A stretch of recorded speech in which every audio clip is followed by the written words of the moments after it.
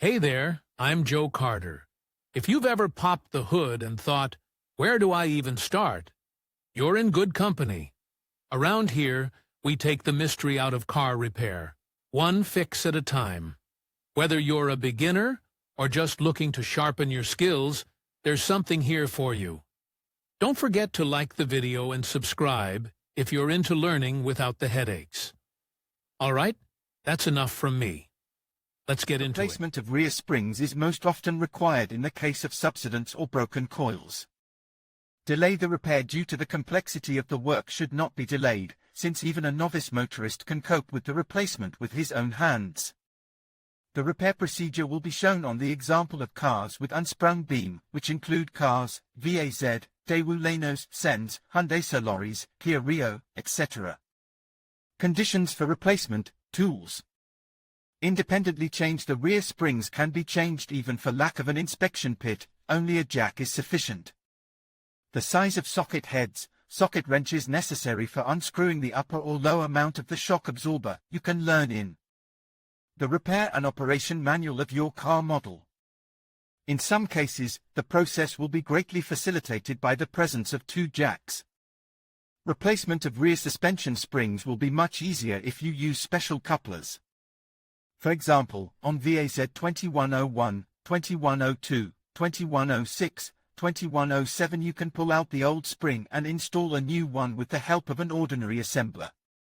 But the design of the rear suspension of many other cars will not allow you to do such a trick. We will show you how to change the rear springs without couplers, but we recommend resorting to this method only if absolutely necessary. The price of couplers is not high enough to sacrifice your own safety. Manual for replacing rear springs with your own hands. Having familiarized yourself with the instructions, you can easily perform this procedure on another car, since the basic provisions are applicable to all types of rear suspension. We will demonstrate the procedure for replacing the rear springs on the example of VAZ 2101 to 2107. Loosen the wheel mounting bolts. Raise and fix the aft part of the car on the stops. Be sure to install chocks diagonally. If the rear right side is raised, the chocks are installed under the front left wheel. Unscrew the lower shock absorber bracket. If for some reason there are problems with the lower bracket, you can unscrew the upper mount. The shock absorber will limit the travel of the beam on cars with rear and all-wheel drive, rear axle, so we need to disconnect one of its mounts from the car body.